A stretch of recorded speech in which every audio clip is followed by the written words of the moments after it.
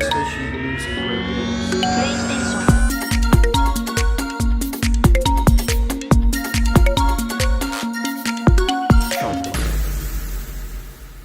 Hello and good day to you, my beautiful friends. I do hope you are well.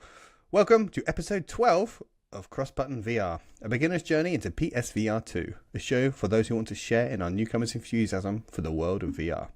I am your host, Laurie, but before we get started with the show, as ever, I would like to remind everyone that we are part of the Cross Players. So, if you enjoy what you hear, please do check out our other podcasts. Now, once again, I am joined this week by my fellow VR noobs, Ben and Alex. Hello there. Hello. Hello! Hey! Hey. Trying to mirror your energy, Laurie. You sound very, very excited today. I am excited. Let it go. I am excited. It's the end of the week. It's been a long one. He says putting a beer to his lips. Yeah. It's a big beer as well, isn't it? This one. Lovely. A pint. Good. Well, right. So you are both well though. Ben, you've Yeah. got Really over your illness from last week.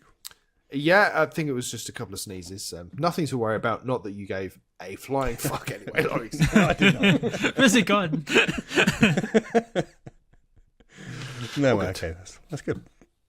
Well, we've got a packed show, haven't we, tonight? We've got a packed show. We've just going to cover off a bit of what we've been playing. And then we are going to treat all of our listeners and viewers to a lovely interview with one of the developers of Walkabout Mini Golf. It goes by the name of JP, a senior software engineer at Mighty Coconut. So we've got that coming up. And then last week for our competition, we asked people to submit their questions. And we got a great response from people. We have chosen a winner, our favourite. And I think it's the plan. We're going to just cover that one off. And if we see if there's time, we might do some more as well. But there were so many, I think we're actually going to save some of them for future episode, maybe next week's episode, just because we want to give them time to give them proper answers, actually, because they're good questions and they need good answers. Absolutely. Good. Okay, so if we start off then with what we've been playing, I'll go first, just very quickly, and I'd like to talk about another Fisherman's Tale, which is a game that has been released today, so it's out now by the time people are listening or watching. I almost said reading this. No one's reading this. Right. Maybe. Hi, Ben. Transcript. If you're up for transcribing the whole episode, Ben. It doesn't understand me for the transcription, so No, so the software, just a little bit of inside baseball. The software we use does do automatic transcription. Oh, well, there you go then. So someone could be reading it. It doesn't have a clue what Alex is saying. It just gets to Alex's parts and just goes. So unfortunately, we can't do that. Sorry. Programmed by a very Englishman. it's anti-Scottish. It's awful. Oh, here he goes. Here he goes. Okay, so another Fisherman's Tale. I've forgotten where I was now. Yeah, it's I'm about an hour or so into it, and it's really good. It's another really good VR game that makes you just play it and be wowed and find stuff that's really cool and innovative and a fun idea. So it's really, bear with me because this is a really tough one to explain to people. You play the part, well, initially at least, of a fisherman wooden puppet type thing, and your head can be detached and you can throw it around to get a view. And it's kind of a puzzle solving. You're in puzzle rooms basically. You have to find your way out of each environment you're in into the next part. So you wash up on a beach. Your ship crash lands. You wash up on a beach and your body's all been broken up. So first thing you have to do, you have to put your body back together again. So your controllers can control the hands, and they can scuttle around independently like little things from Adam's Family, which is very, very funny and charming. So you can steer them around like the little race cars. So you have to use your hands to put your body back together again, and you put your head back on your body. And if you need to, at other parts of the game, you can throw your head up to a higher vantage point to be able to see things and see where you need to direct your hands to. So it's really clever. So your hands can go and unlock doors and stuff for you, or go and collect things from around the beach. And your hands are hands, and you can pick and grab things up, but then there are other things you can do with your hands. And at one point you get in a little scuffle with a crab, and you end up swapping a hand for a crab's claw, and then you can use that to snip things rather than grabbing things. And then a bit later on you find a hook from a dead pirate, and so you can use that to hook onto things, and then you can have several hooks, and it turns into a bit of a Horizon Call of the Mountain type game where you're climbing up walls with your hooks. So it's completely mad puzzles that you can just change your hands into different tools, basically, to interact with the environments. So that's cool in itself. But then it just kind of pulls the curtain away, and there's this big reveal. And this isn't really spoiling anything because it has this in the PSN blurb, so I'm not spoiling anything here. It turns out that you're actually navigating these models that are in someone's basement, and it retells the story of this fisherman and his daughter, and how he met his wife, and they had a kid together. And you're in the basement playing as the kid, and it's almost like you're packing up the basement and you're unboxing all of these models that you're then playing with the kind of toy soldier versions of your father's old model and pirate models and stuff, where you're navigating them around these models. And so you're kind of, at one point you're in the basement, and then other points you're in the models themselves, experiencing them as if they're real environments in VR.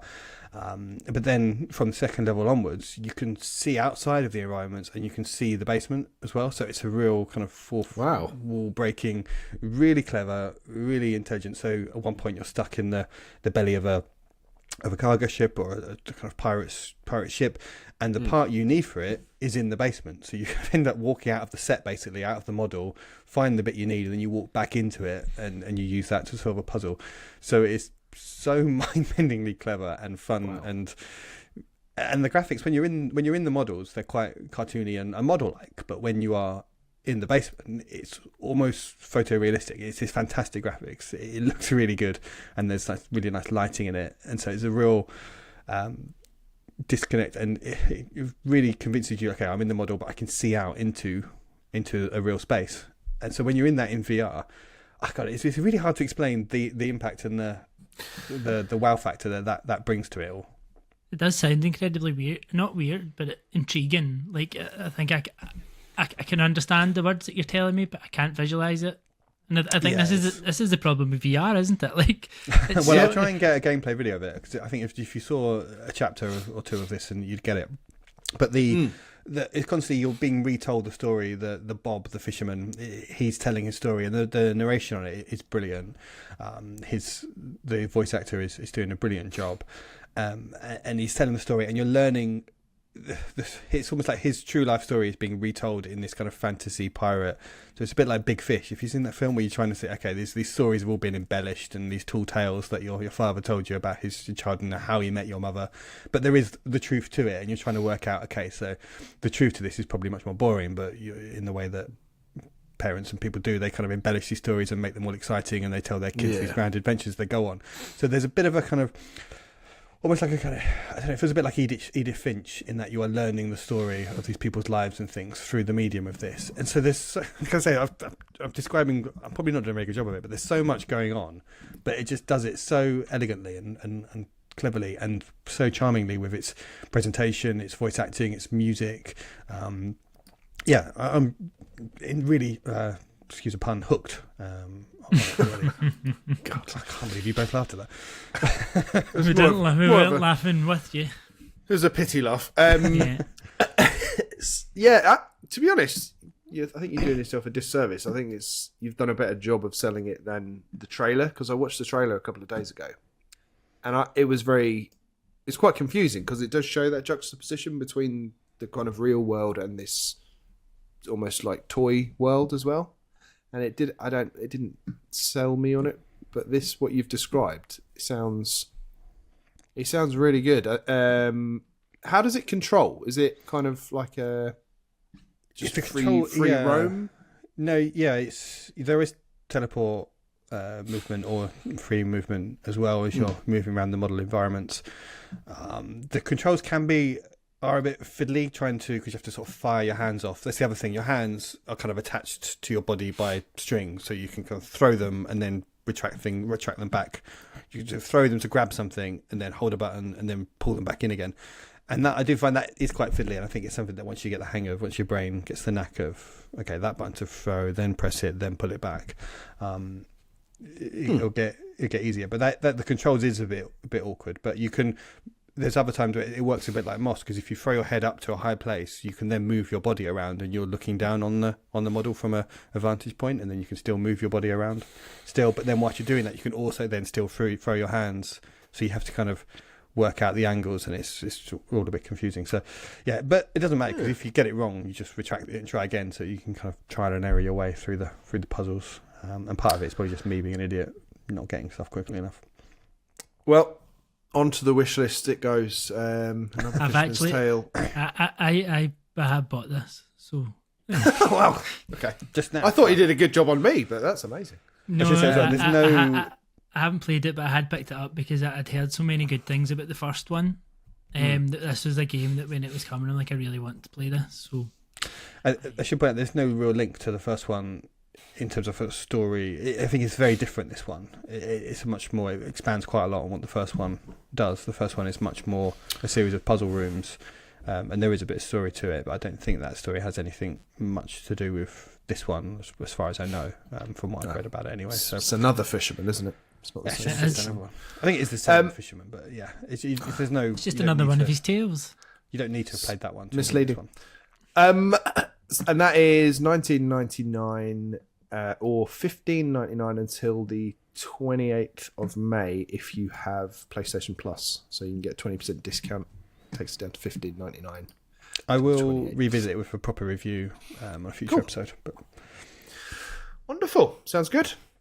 and then what else have we been playing, chaps? What else have we been playing? I think there's only one other thing, isn't there? Yes. What else could it be? It's that game that we won't shut up about. Yes. But it's that damn good. Walkabout Mini Golf, of course. Right? Who would like to?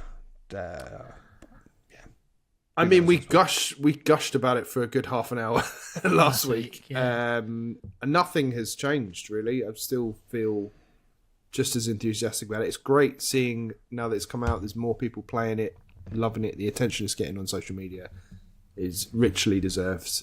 Alex and I played a little bit on stream last night, about an hour and a half, couple of rounds. Stream of two halves.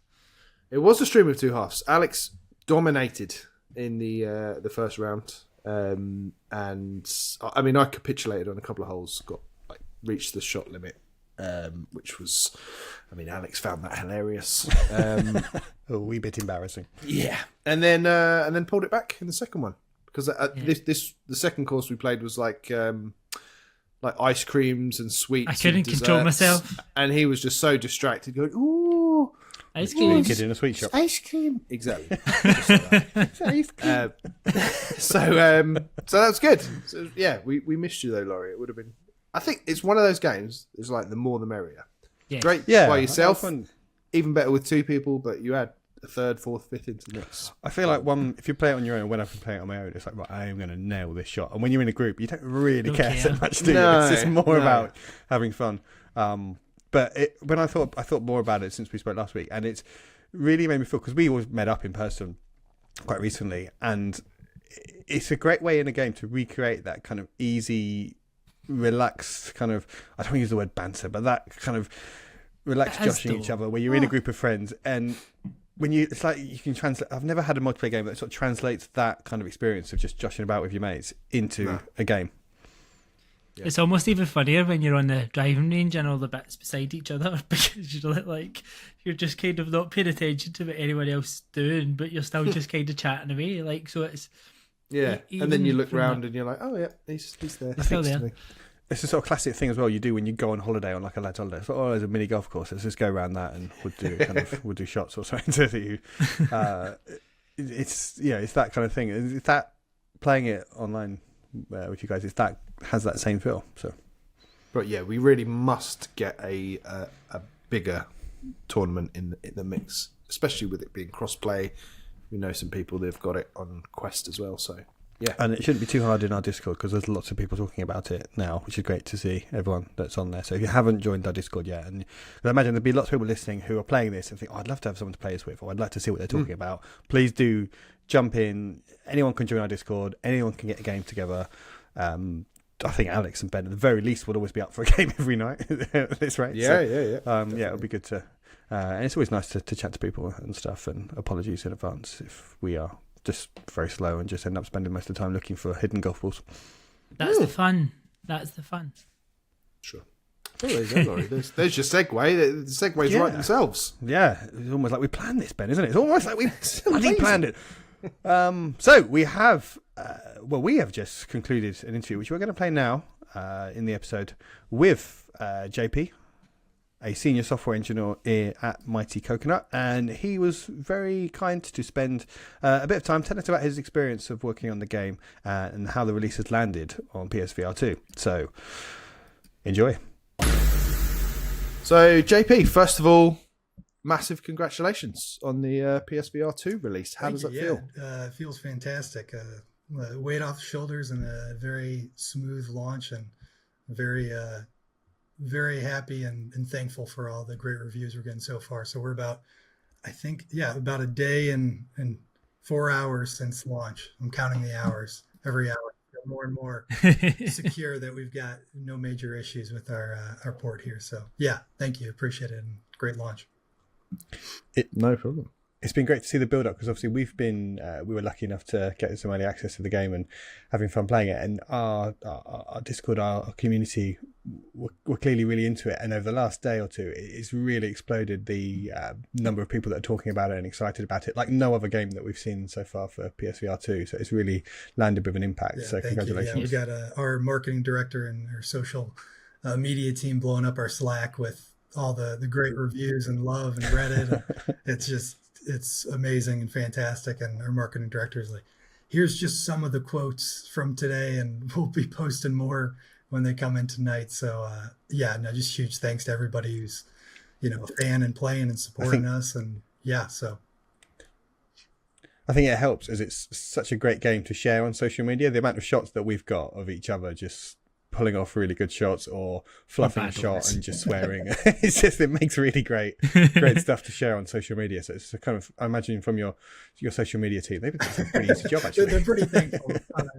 The game just kind of shares itself, right? Definitely the PlayStation's ability to just share videos and screenshots straight to Twitter, and likewise, definitely a fantastic thing to have just built into the system that you're building for. So yeah, they're very happy about that. Absolutely. Yeah, it's just kind of like infinitely memeable, isn't it? Like we're just turning ourselves into memes in our little community just by being terrible at this game, to be honest. It's a fantastic thing. I was going to say speak for yourself, but I think we had a fair slice of both being terrible last night at different points. So yeah, absolutely. But how does it feel for you, JP? Like at this stage, because obviously you've got that huge build up, and then the game's out. Like the work doesn't stop, but there must be an element of like, okay, it's out, it's okay. It's held together. It feels How does great. that feel? Yeah, no, I think you put it into the best sound effect you could right there. It's just that sigh of relief. I think, talking back to our marketing director, David, he was reaching out and says, how are we feeling about the port? And he said that the night before we're going out. And I felt really good. We, like you guys said, we had reviewers in there. We had some beta testers, and there's a lot of good stuff and some good feedback. So we got patched in for day one. But you just don't know what you don't know. And, there are a good number of moving pieces when it comes to PlayStation build and port, and because they've got a lot of kudos to Sony. They want high quality games going out on their platform and making sure everything's up to their standards. So yeah, I told them I feel as good as I can feel. We've done everything that we can to make this the best launch we could possible. And yeah, no, definitely. It went live. I was checking all regions, America, Europe, Asia, Japan, and make sure our pricing's right, our store's looking good. No one's having any major issues. And yeah. So definitely a huge sigh of relief. I definitely have some adrenaline still pumping in me, but good. But yeah, just really, really happy with how it's gone so far. Nice. And how's that? Because you joined the team at Mighty Coconut in August 2022. So how's that? I guess you've been pretty deeply involved in the whole PSVR2 porting process. How has that been, and the challenges that you've faced, and then the possibilities that the new hardware's opened up? If you could just touch on those. Yeah, no, absolutely. Yeah, I started with Mighty Coconut in August of 2022, so I think it's about 10 months, roughly, or maybe 11 that I'm at right here. Yep. So yeah, it's been great. Definitely, the PSVR2 port has been my main project after doing some work on the UI and refactoring some of that when I came in August, September last year. But Yeah, no, it's definitely been it's been a good process. Like I said, the porting to PlayStation is they set the bar high, and but I think we did a really good job as a team communicating with Sony. They were fantastic on all parts along the way. So there's definitely some features that we had to implement that we haven't had to do for other platforms. Specifically, call it like their cross-platform, policies that Sony has, making sure that you're able to mute people, able to block people, able to see people's PlayStation Online IDs and such. And so, definitely a lot of things there. We also had to create achievements or trophies rather for PlayStation. We didn't have that prior to the port, so we had to tackle that. But yeah, no, there's definitely. Oh, and also there's the activities that the PS5 has, so you can kind of like quick launch into multiplayer. So there's kind of all these little pieces here. But on the positive side, or on the easier side of things, Walkabout, we've been supporting Quest 1. So in terms of performance challenge, I've had to do a port in the past for Final Assault, on which came out on PC VR, and bring that down to the PSVR 1 on PS4 Classic was a much bigger challenge when it came to performance optimization. So that was a piece of cake. And on top of that, transferring that next question you were saying there of what are we getting out of the PSVR 2 and the PS5, a whole handful of things. That PS5 is a beast. We're getting, and the headset is fantastic as well. Getting 110 degrees of freedom instead of the 90 that we get with the Quest 2. So it just feels a lot more immersive there. Higher quality OLED lens, because of the PS5, we're able to push higher texture resolution, richer lighting, and just it's just a much more immersive experience, that we are able to pull off with the PSVR 2. And then as well, we've got the haptics that are coming through well on the Sense controllers. We haven't taken advantage of the haptics on the headset yet. There's been some fun and funny ideas of what we could do there. Like some sort of fighting game with golf clubs or something. Butters again. Club to the head. So we have to make sure. Yeah. I think that's a great idea. Not many people are against Yeah, you would. So we'll see what we do there. But overall, just it's been really good. And just shout out on the PSVR 2 compared to the PSVR 1 of just got to behind me the single cable, I bet. Getting more in line with the standard for the controllers instead of the wands. And so I know there's huge love for the PSVR 1, so I'm just happy to see the PSVR 2 taking off as well as it is. It must be great from a developer point of view to have those restrictions and being used to working with that, and then to have all of that taken away and all those shackles removed, and be like, she said here, it's a beast. Go for it, and just let loose and see what you can do with that much extra power. Yeah, no, definitely. And with that as well, just being able to take that extra time that we would take into optimization and push into other areas is great. So absolutely. And going back to that controller. The controller porting process was very straightforward, and we build off of Unity, so they've got some updates to their input management system. So that was a pretty nice cakewalk for us. So I was grateful for that. Nice. That's good. That's certainly one of the least painful porting processes we've heard about. But it sounds like the hardware then, and you mentioned the haptics in the headset, and you've been kind of throwing ideas around about how you guys could use that. That kind of creative process that you go through, what does that look like? So for coming up with new courses, I mean, we've played a handful of the courses and they're all really imaginative. But how do you? I just can imagine just a team of people just in a room throwing silly ideas around until you eventually get one nailed down. How does that work? That's a good question. Well, I will say so. I am on the engineering side, so I'm not as much in the room that's deep conversation about that. We all do have a say, and we have weekly team meetings where DLCs and future upcoming courses are discussed. But it takes about I'd say 9 to 10 months for a course to get fully completed. So we have a number of courses that to the untrained eye would look like, oh, these are all ready to go. But at each, we've got a great pipeline, great production process over at Mighty Coconut, where we've got the set decoration going on in one course, while we've got the lighting going on in another.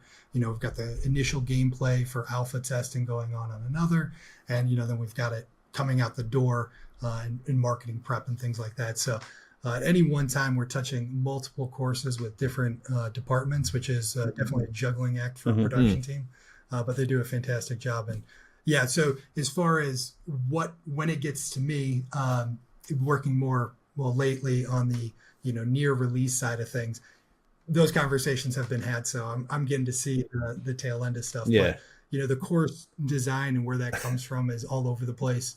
Talking with our CEO, Lucas Martel, and our team behind that, as well as, you've got Arizona Modern, which comes with the base courses. That's based off of, the real world.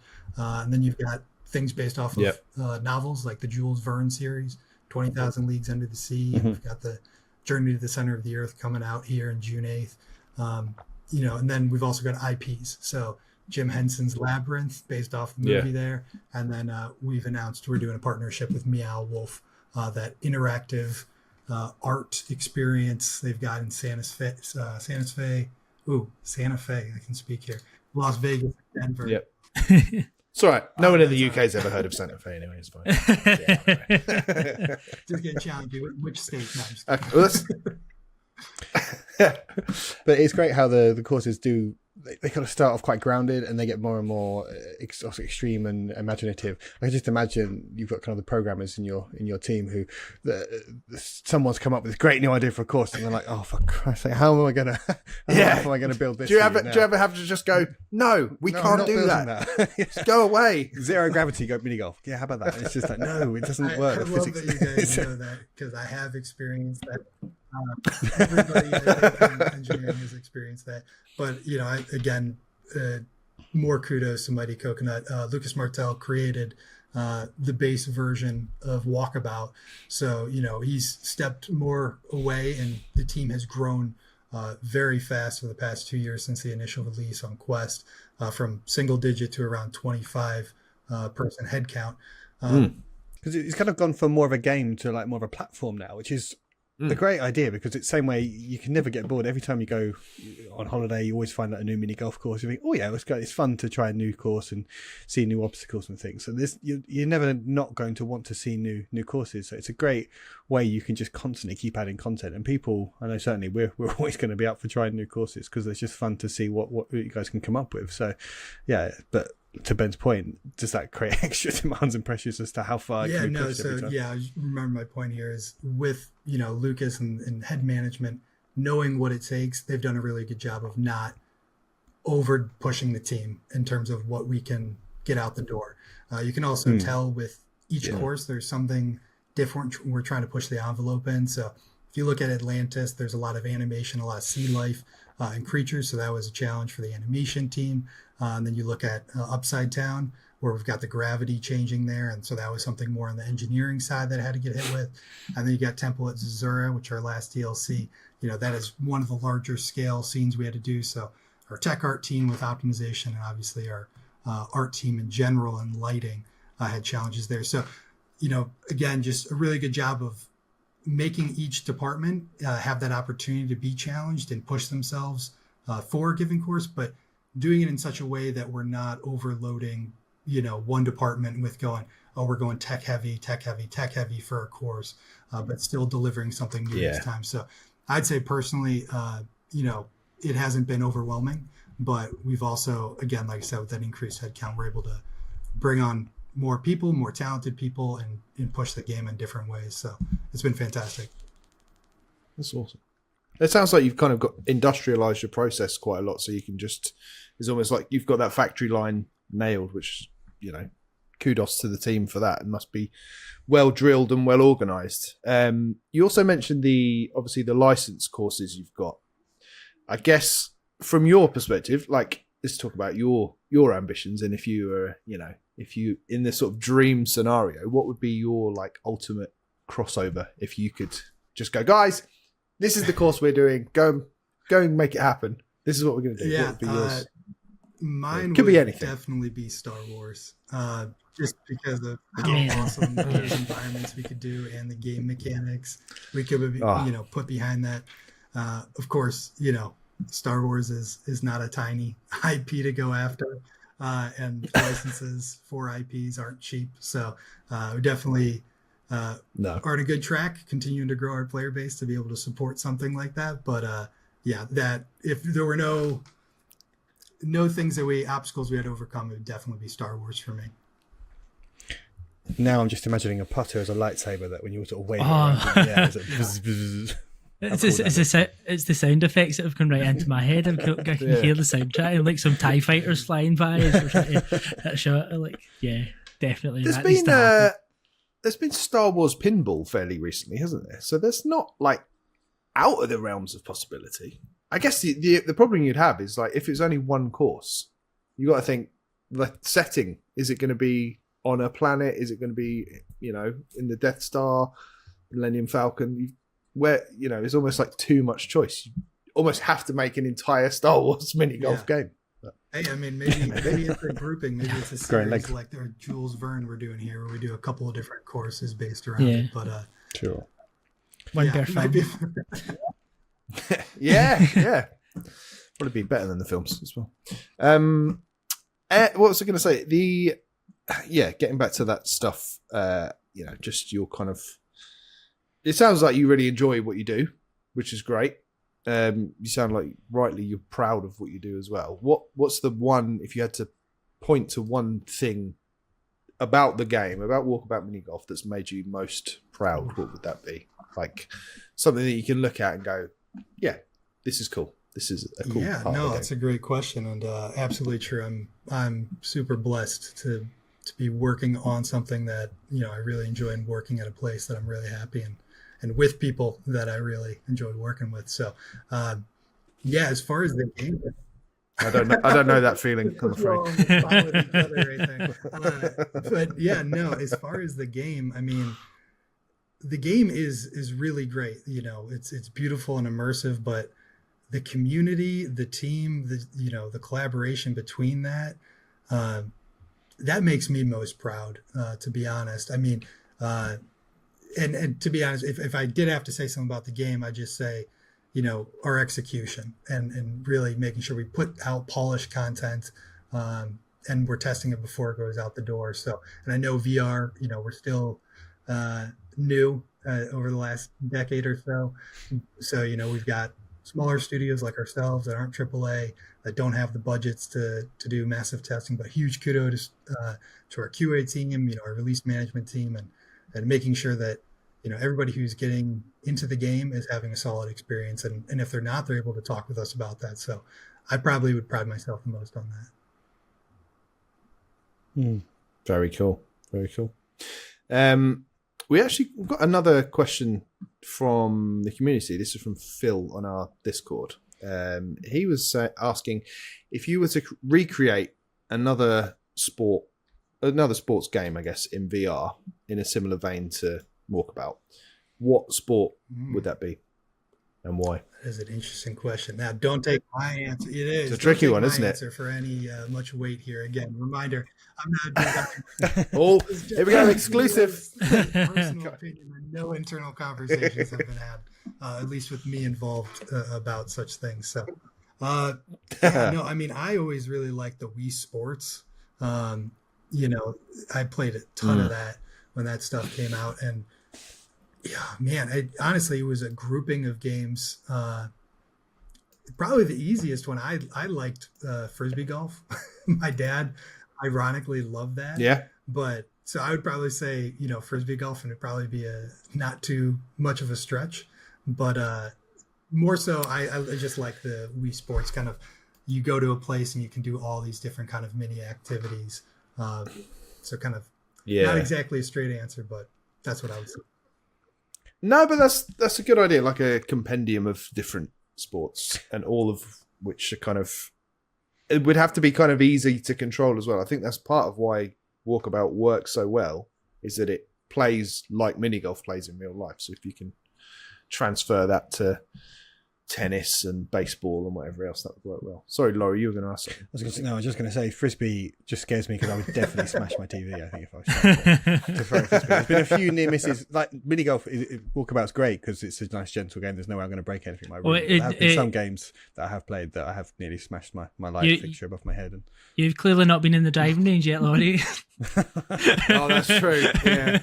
True. That's dangerous. I almost fell over in there last night. Yeah, I stood there just watching it. I gave up and I was just watching Alex just swinging repeatedly, just trying to hit a particular target.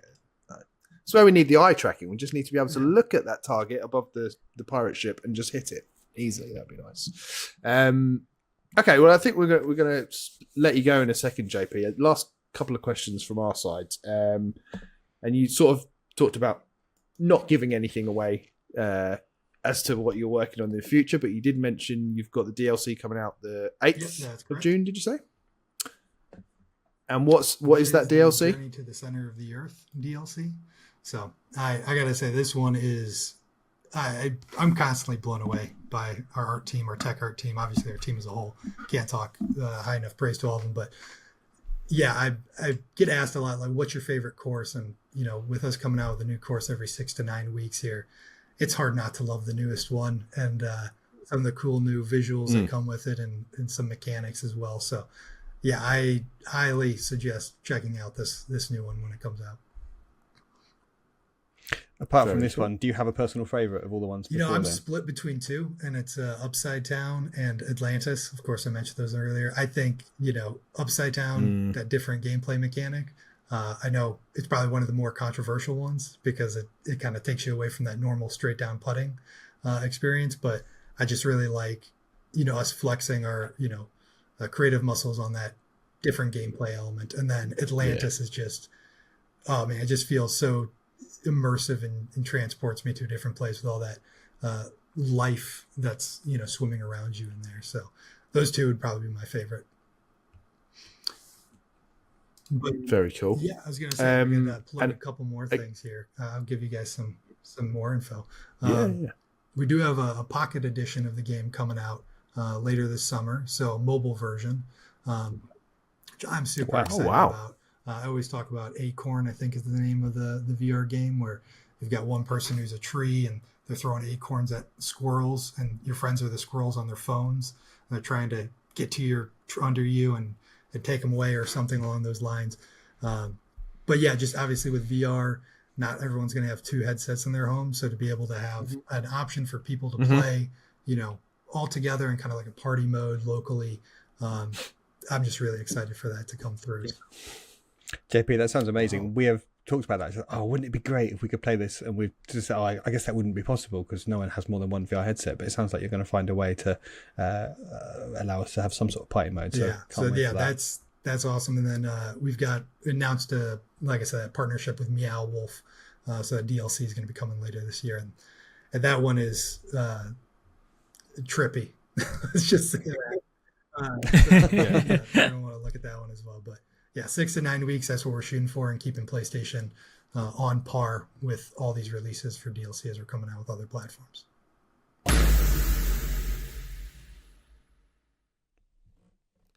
You want me to do it? You just said it! I was copying you. What a great guy that was. You just It was so well rehearsed, guys. So well rehearsed. Okay, no.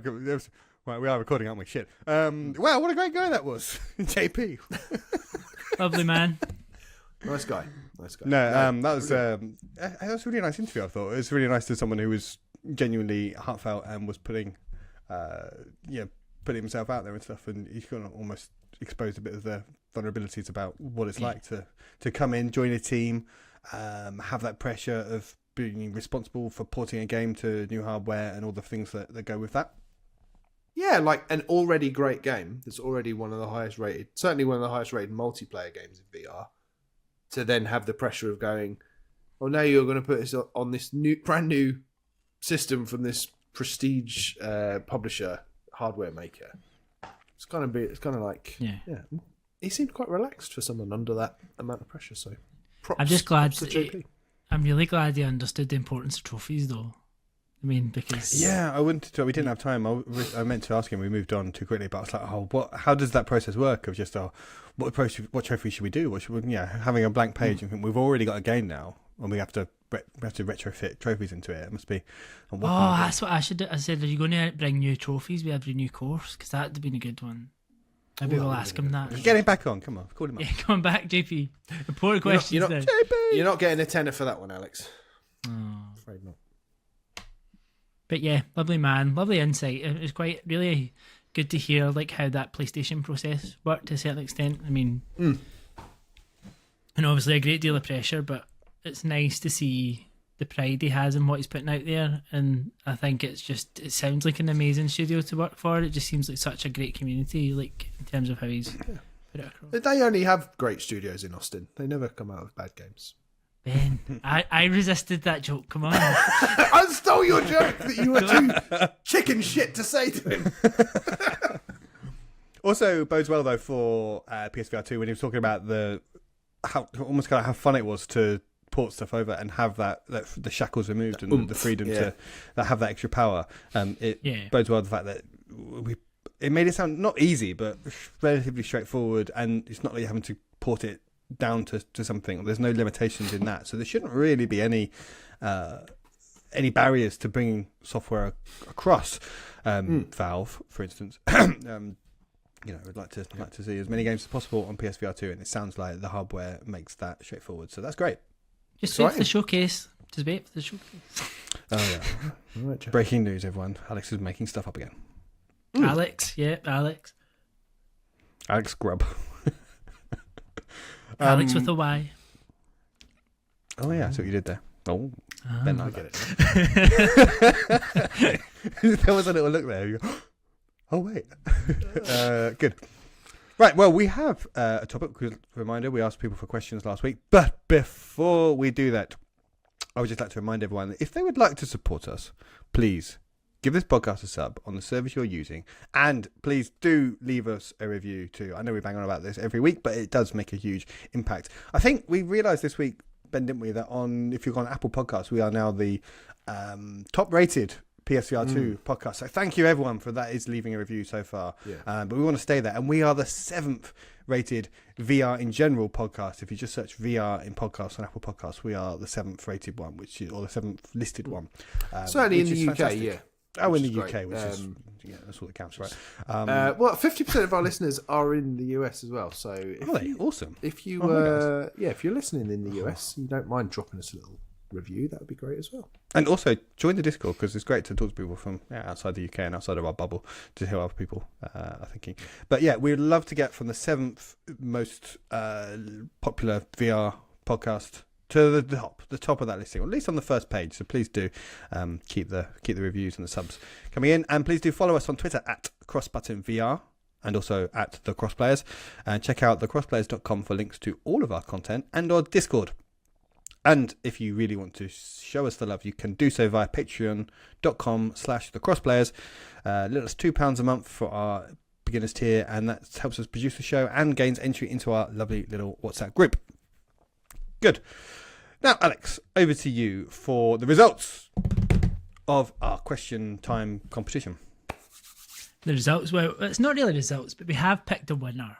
So congratulations to Slavon, who left us a comment and question on YouTube. So we have selected your question as the winning entry this week. So well done. We will be in touch with your PlayStation credit, and hopefully you'll put that towards Walkabout Mini Golf if you haven't already that as a prerequisite. No, I joke. But we have had a lot of questions, and as Laurie said at the beginning, we don't have time to go through them all tonight, but they do deserve the time of thought and more. Rather than rush through them and just give you a kind of off-the-cuff answer, we're going to spend the appropriate time on them, so we will bring them back over, maybe not all next week, but over the coming weeks we'll spread them over, and we will answer your questions, we promise. But Slavon's question was, if you could adapt or transform any existing video game on any platform into a VR game, what game would it be and why? Ben, I'm asking you. Well, there can only really be one answer to this, and that is Resident Evil 4.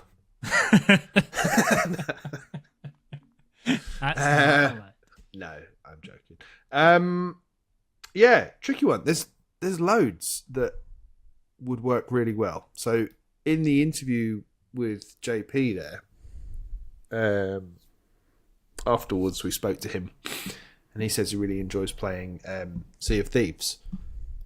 And I thought that's like first person perspective, could work quite well in VR. But then I thought how sick Kayak VR made me feel, and then just bobbing along on a boat. I thought, no, I probably won't go for that. So my idea was something a little bit different. I tried to think not what everyone else would enjoy, just what I would enjoy, and that is Sayonara Wild Hearts. Yeah, that would be a very nice experience in VR. It would, wouldn't it? It would be one of those kind of it would be like in line with something like Rez or Tetris. It's kind of that kind of vibe to it. The synesthesia, isn't it? That's what they call it. The music and the visuals all combining. There is a game that's a bit like that. I'm trying to think what it is now. Keep talking. Okay, have a think. I I don't think it's particularly well reviewed or well regarded, so I don't think you should pick that up. But yeah, go on. Good to know. Yeah, I just thought I love that game. I really enjoyed playing it on Switch. I think it would translate really well to VR, just because it's more of an audio visual experience than a game. Almost like it's pretty hands off in terms of gameplay. You're on rails. There's a bit of kind of steering left to right, but there's nothing. But it's all kind of third person, so I don't think there'd be high ratings on the vomit scale either. And yeah, the music is incredible. It's one of my favourite game soundtracks ever. And it's bright colours. It's just I can just absolutely picture that in VR. And I think I completely agree. I can see that one working, like particularly like because you've got all the bits where you're like throwing things and stuff and jumping from bits to bit, and a lot of that would just work seamlessly. I mean, I think that would just be a great few hours to sit and enjoy that.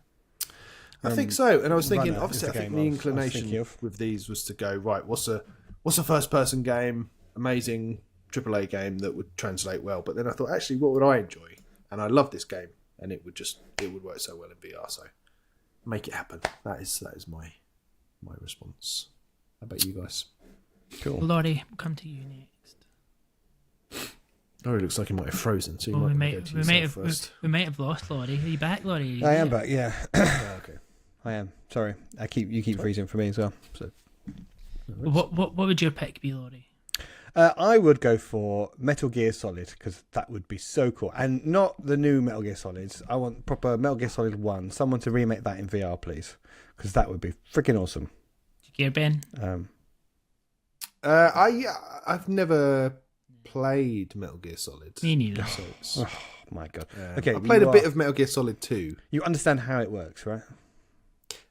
You're like sneaking about, looking around, hiding in boxes. How am I co-presenting a podcast with people that have never played Metal Gear Solid? For fuck's sake. You're a snake, aren't you? Have you ever played Sayonara Wild Hearts? Yes! It was an Apple Arcade for a bit. I just know it's got a snake in it. No, only the Metal Gear Solid 3 has. Have snakes in it. But there's even on Metal Gear Solid, they have VR training missions, which that on its own that's a really good, fun challenge in its own right. And it starts off as a training thing, but there's like loads and loads of them, and they are really compelling in their own right. And I don't know why someone at the very least hasn't remade that thing in VR, because the graphics in that are like really low poly kind of VR environments.